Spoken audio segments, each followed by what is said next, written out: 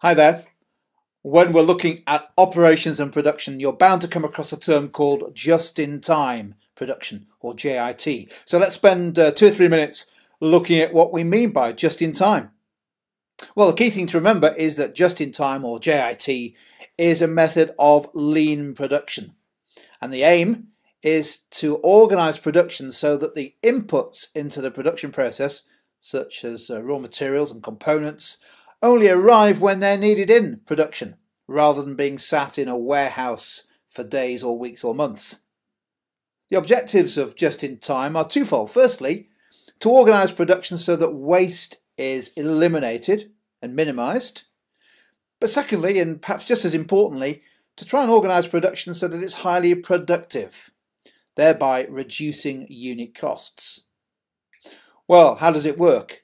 Well, essentially, it works on the basis of customer orders determining what inputs you need into the production process, called a pull system.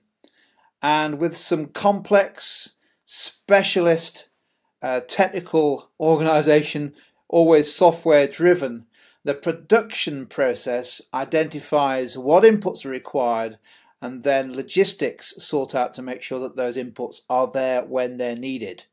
So the supplies are only delivered into production, onto the production line in the factory, as and when they're needed. As you can imagine, that's very complex.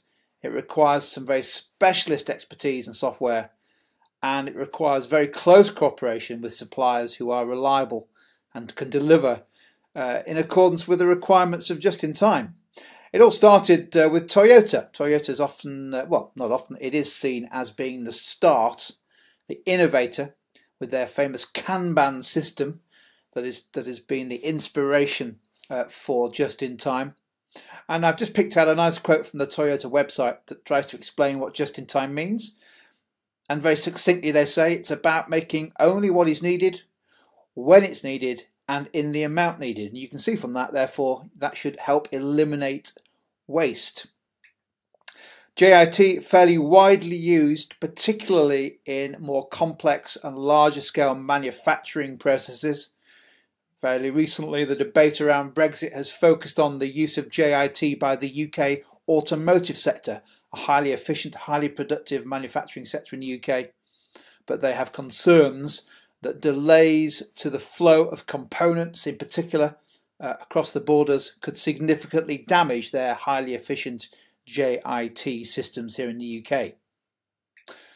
So let's just quickly spend a minute just thinking about what the upsides, the benefits are, and the potential drawbacks or difficulties with JIT. Well, we've mentioned 2 or 3 of the benefits already. Firstly, if you get it right, it means that you're holding lower stock. We just produce what's needed when it's needed, therefore not having to hold large amounts of stock of work in progress as well as finished goods. Therefore, there's a working capital or cash flow benefit by holding lower inventory. And another consequence of that is that we're less likely to have obsolete inventory. Another benefit of JIT is that by this relentless focus on highly efficient production scheduling, you should find there's less time and less cost involved in getting the work done right first time. The drawbacks essentially arise out of, firstly, the complexity of JIT. It really isn't easy to do, and don't underestimate how difficult JIT is to organise.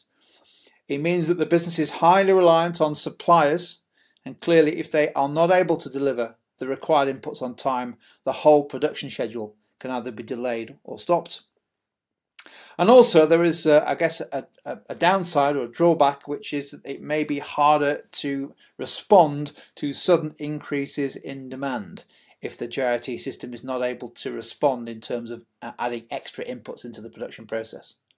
But I think generally the key drawback, if it is a drawback, the challenge of JIT is that it's incredibly complex, not easy to do. Therefore, for small businesses, don't just simply argue the case for introducing JIT because it's complex as well as costly. But there we go, there's just an overview of the concept of just-in-time production.